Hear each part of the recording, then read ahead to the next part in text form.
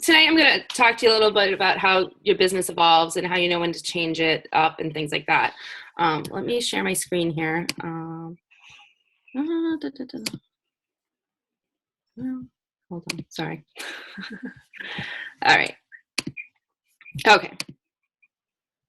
All right, so a little bit about my story. Can everyone see that? Mm-hmm. Yes. Okay. I started P90X for the first time with a friend somewhere around October 2010. My dates are a little fuzzy.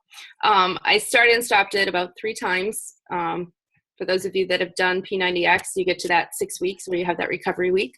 And it's kind of hard to get back on track after that. I started and stopped about 3 times. Then February of 2011, I got serious. I signed as a coach, strictly for the discount on Shakeology, with every intention actually of canceling the Shakeology after that first month, because I couldn't afford it. But here I am still drinking it. So clearly that didn't happen. I lost about 35 pounds in that first 90 days of committing to it. Since then, I've lost about a total of 70 pounds, give or take. Went from a size 18 to a size 6. I began running. I've completed 2 half marathons. And I became a Turbo, Kick, and Pio and P90X Live certified trainer, which was way out of my comfort zone. So just a little bit about me. So as a coach, like I said, I started as a discount coach. I wasn't going to continue after that first month. And I stayed strictly a discount coach for a long time. I made some sales here and there, and I'd talk about stuff, but I'd sell, like retail, a P90X or something like that. And I made it to Emerald because I had a couple of people on HD. And that was about it. I sat at Emerald for quite some time. So it was about 2 years into the business. January of 2013, I went to an event. And I spoke with a coach who was in my upline who helped me really see the potential of the business. So my husband and I talked about it. We decided, this is it. We're going to make this work. Because I was kind of at that thing, either I make it work or, I'm not going to try and work a business. And then in July of that year, I was able to leave my full-time job. So I made it work. Not saying it's been smooth sailing ever since, but I made it work. So I want to talk to you a little bit about changing up your business. I saw this quote and I really liked it. Be stubborn about your goals and flexible about your methods. And I think that's a really important quote, because sometimes we get so focused on how we're doing things that we don't look at how to do things differently, or we think our way is the only way. And, you got to be flexible in this business because things are always changing. So why might you need to change things up? There's all kinds of reasons. These are kind of what I've experienced. Maybe your goal has changed. If you started as a discount coach and you decided that you want to, leave your full-time job, obviously you're going to need to change how you're working your business. Because if you're just, to pay for your Shakeology, you need to sell, about 3 Shakeologies a month. Obviously that's not going to work for most people if you need to leave your job. So you're going to have to change up how you do things. Maybe you reached a goal and you set a new goal. So, I left my job and then it was kind of like, okay, now what? That was my goal. So now I'm like, okay, now what do I need to do? Obviously I need to do it bigger because I need to support myself doing this. Maybe what you're doing just isn't working anymore. And I think we've all hit that. Like you're doing something the same way for a long time and it just stops working for whatever reason. It could be all sorts of reasons. So you need to think about it and change it up. Or maybe your situation has changed, because I know going from, a coach without a team to a coach with a team, it really changes how you approach your business. Maybe your personal situation has changed and you need to look at how you're working your business. It's I kind of liken your business to when you're trying to lose weight or your workout program. You need to change your workout program and your eating or whatever to adjust to what your goals are. So how do I know when it's time to change things up? The biggest thing is people stop responding. Less engagement on my posts, less responses to my personal messages and personal invites. I like to call it radio silence. And it just stops. And you might be doing it the exact same way that you did it before, and it just stopped working. And you just don't know why. And that's fine. And it's time to change. Like today, I asked my team, because what I do every month is I send out an invite to all my Facebook friends that aren't coaches for our monthly challenge group. And this last month I had a really hard time getting response. Like I get people to respond, but then I would, do my normal, pitch for lack of a better word, back to them. And, I might talk a little bit back and forth and then stop. I couldn't get anybody to respond to me again. And a few follow-up messages and nothing.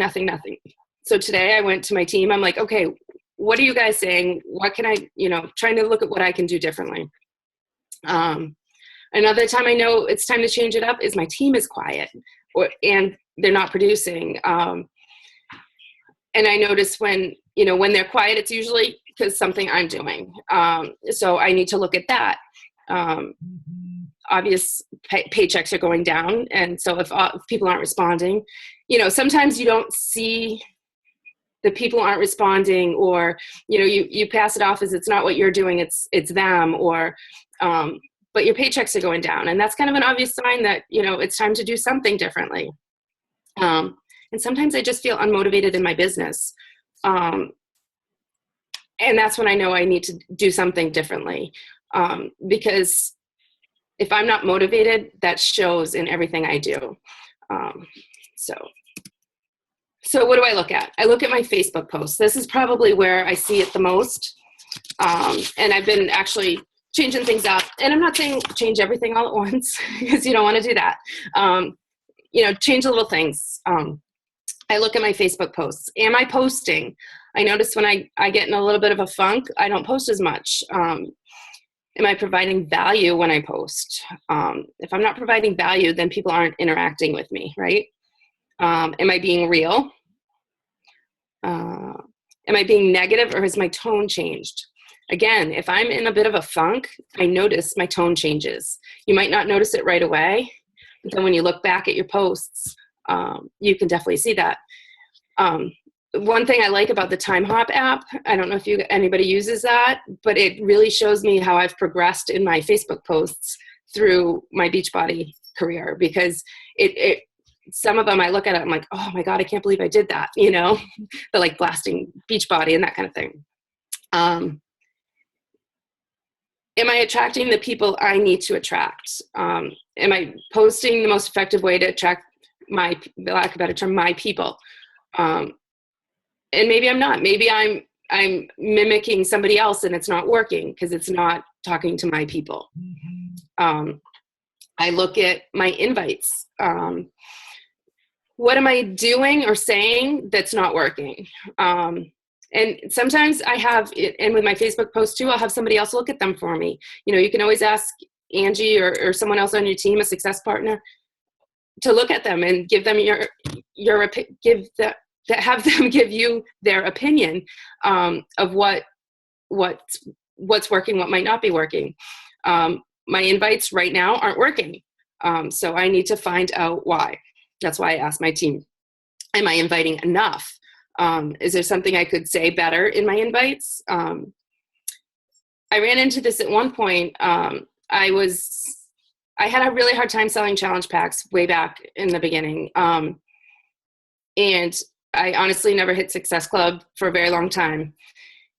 And I'm looking at how I'm talking to people, and I had this one training video that changed how I worded my invites and worded my challenge pack.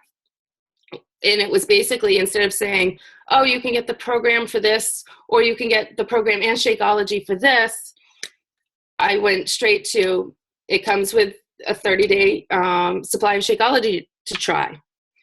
And that little switch changed from just retailing some workouts to retailing challenge packs. So just little tweaks in your invites and the way you're talking to people could make a huge difference in your business.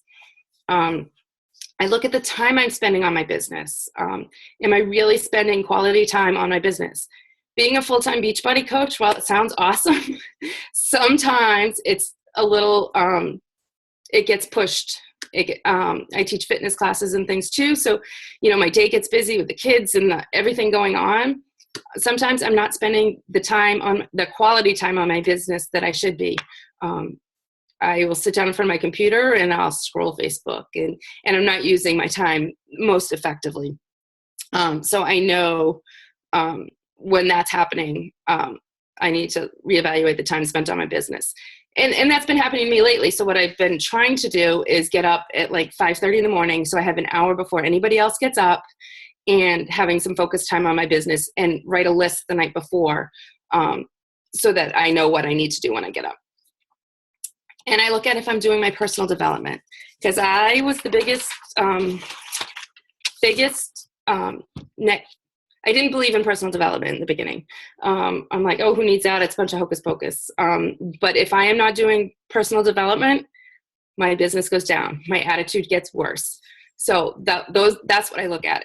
I can almost guarantee you, if my business is struggling, I am not doing personal development.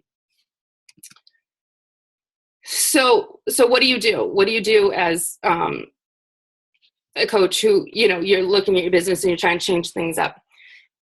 Be open to change. Don't be stubborn. If your way isn't working, change it. I have coaches on my team who, she's like, this is how I'm doing it, and this is that. And finally it occurred to her, it's not working. My way is not working. And, I used to be stubborn, like, about personal development. Like, I don't need to do that. And, finally I listened to, it was Nicole Jones saying it over and over and over and over again. I'm like, all right, she's where I want to be. So obviously something's working. And listen to what other coaches are saying, and watch what they're doing and see what's working for them. As a team, we kind of run our challenge groups together, and I started doing the invites and others started doing the invites. And, I'm a big fan of watching top coaches and seeing what they're doing. Not that I'm going to mimic what they're doing, but I can take parts of what they're doing and see if it can work for me. And that's another great part, like being on the mentoring call with Angie, is I get some great ideas from Angie. She's got some great stuff. So take what works and see if that works for you. Maybe tweak it a little bit. Listen to the national wake-up calls and things like that, and see what they're talking about. And sometimes you need to reevaluate your why. Is your why strong enough to push you to the goal that you're working for? My why, once I got home, I wanted my husband home with me. And what turned out happening is that's not really what he wanted. So that's not it wasn't a strong enough why, because while it would be nice to have him home with me, it really wasn't exactly what he wanted. He likes his job. His Beachbody business, he's a diamond coach, but he's not going to rank like I want to rank. Like, my business is the main business. So my why just wasn't strong enough because he didn't want it to. A lot of my why stems from my mother, health-wise and financially. Like, I don't want to be like her. I love her to death, but I don't want to be like her when I am 67 years old. So that's really my why, and I've had to reevaluate that every now and then. And there's nothing wrong with that, because your why may change. And so look at personal development, I think, is another big thing. Take the personal development. I just lost my place, sorry. And just do personal development. I took, last week I was struggling, and I just did a lot of personal development over the week. And whatever speaks to you. Don't, just because somebody says this book is good or this is good, doesn't mean that's what's going to speak to you. I, for one, I know John Maxwell's amazing. And when he was at Summit a couple years ago, he was amazing to listen to, but I can't get through one of his books. I think I got through one. Failing Forward, I think, is the only one I got through. But I can't get through his books. but I've shifted a lot more to different types of books, The Go-Giver, Life's Golden Ticket, things like that lately, more like uplifting story type things. But do what works for you. If that's videos, if that's podcasts, it should always involve the National Wake Up Calls. It should always involve events and things like that. That's one thing I didn't put on here, which I should have. Go to events. Angie mentioned Super Saturdays this weekend. You should always be going to Super Saturdays. And if there's not one near you, you should host one. I think events really are the fourth vital behavior of Beachbody. And that's where my mindset on this business changed. And I think that it does amazing things just being around all the positive. I feel like I missed something here.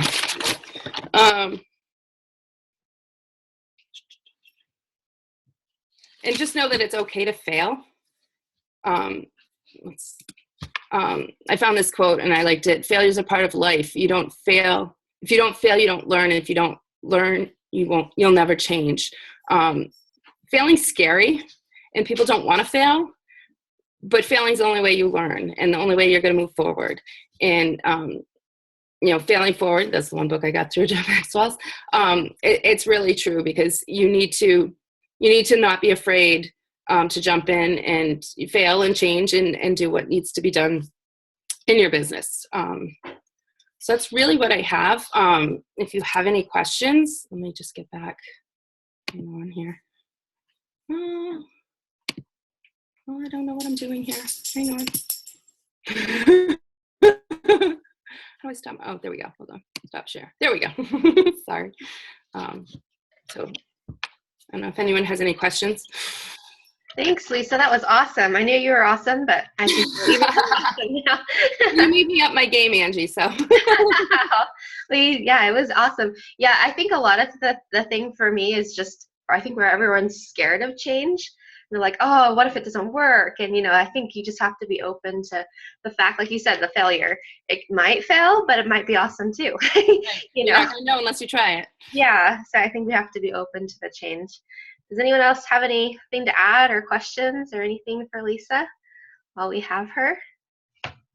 You guys are all being shy. I did have a question, Lisa. So when you go wanting to quit your job, so Rachel on the call, want to wave Rachel? She just went to her last day of work today. So she's awesome. Her full-time job. And I know there's other people on our team who want to do something similar. So how do you know what you need to do in order to get to that point? Like, did you figure out what you needed to make and then reverse engineer it, or what did you do? I didn't plan very well. Okay.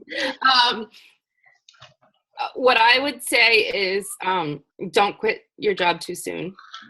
I had what I guess I would call a false influx of, in order to quit your job, you really want to build your team, right? And what happened with me was that I had because I sat at Emerald for like a year and a half, 2 years, I had one really, really, really, really, really strong leg. It's still strong. I have like 200,000 carryover volume on that leg. So I had to build my other leg. And what happened is I had people, when I looked at it differently, I looked at it as a business. I had a rush of it looking awesome, it growing at this rate, and then it backed off. So what I would say is you want to make sure that's a very stable, your business is very stable before you make that jump. I've made it work and I figured it out. However, I can't say I haven't had to pick up a part-time job here and there. But it's, it is what it is. And I wouldn't change it for anything. I think it's been a great opportunity for me. And, it's it's been in a good time for my family also. So it worked out well, but I would say just make sure you're very stable before you make that leap, because it can fall apart. Okay. But also, I think I coasted and I wasn't building and I wasn't recruiting. So you can't let off the gas. Because if you let off the gas, and I've had a couple coaches tell me this, if you're not building, you're going down. Like, so you can't let off the gas at all. Okay, awesome. That's really good advice. There is one, let's see, question here. What ideas do you have for new ways to invite instead of the regular Beachbody way? I don't do much the Beachbody way. I create an event every month now and invite everybody. It seems to be backing off a little, and I don't know if it's just the last couple of months have been a little quiet. In general, I feel like most people have had a rough couple months. But some people have had great couple months. What I try to do is I try to expand my network every day. I was telling Angie about this. I went on a cruise recently, and those of you that have been on cruises, like, you have no internet, you're kind of stuck. You can't add people on Facebook, like right then and there. And so it's kind of like an awkward, like, you're talking to people, but you can't do much about it. So I became a super stalker when I got home, and I was trying. My husband and I were talking to these two women, and they were really nice. And I'm like, I need to find them when we get home. And I saw one of their cards, and it had their name on it. So I'm like, I'm going to remember that, and I'm going to look for her on Facebook when I get home, because it never even occurs to me that somebody isn't on Facebook. And I'm looking for her, and I can't find her. And I'm like, oh, maybe I had the name wrong. And so on a whim, I just put in the search the hashtag Carnival Ecstasy, which was the boat we were on. And the two of them popped up first thing, search. And I'm like, oh. So, but like, I'm always, anybody I meet, I'm trying to add. And I'm always talking about what I do. I don't like blast it, but it's always comes up in conversation because people are always talking about exercise and stuff like that. I've been working a catering job this summer, and there's a bunch of people there, and so I'm talking to them and I'm inviting them, and, I do teach at a gym, so I can do a little bit there also. But really, it's just talking to everybody and following up and following up and following up. If people say no, it's usually not right now. So I've had people, it's been 2 years, and they finally come, and it's like, all right, it's my time. So you just have to keep inviting, keep inviting, and keep inviting, and keep inviting. and just change up what you're inviting them to. Like, sometimes I'm really vague on my invite. It's like, invite you to a 21-day challenge, get healthy. Like, this one is Trim for Turkey Day. And I'm very vague about it, because then, and it's just like, we'll find the program that works for you. And then I'll message them and talk to them about it. But even if they don't go, for that round, I follow up with them the next month and the next month and the next month. So it's really about the follow-up, really, really. And I think that's where a lot of people struggle. And it's easy to let that slide, especially if you don't have a good system for keeping track. So. Great answer. Thanks. Does anyone have any other questions? No? Okay. Do you have a specific system for follow-up, since you mentioned it? I started using that video you showed me, the streak. Is it the streak? So I've started using that. I'm kind of a pen and paper kind of girl too, though. So like, I tend to write lists of who I need to follow up with, and when. I've gone through a lot of, I'm not the most organized person, so I'm really trying to find that system that works for me. And that seems to be working a little better than other systems. So we'll see. But if I don't have a system, I forget people and I drop people. So it's really, especially if you're in the beginning stages of your business, come up with your system now, because it gets, when you have like 150, 200 company leads, it gets a little overwhelming to have to try and organize that. So if you do it from the beginning, you're much better off. Yes, exactly. And you're playing catch up the whole time. Yeah. Yep. And you're like, oh, I forgot this person, and it sucks. Okay. Well, thank you. Unless anyone has anything else to add, I think we will wrap it up. But thank you so much, Lisa, for taking the time. Really appreciate it. And what's your team name? I can't remember. Fit Family. Fit Family. Oh, that's right. Awesome. Yeah, I like that name. So, well, thank you again. And we will see you guys all next week, the same time on our team call. So, thanks, everyone. Thanks, Lisa. Night. Night.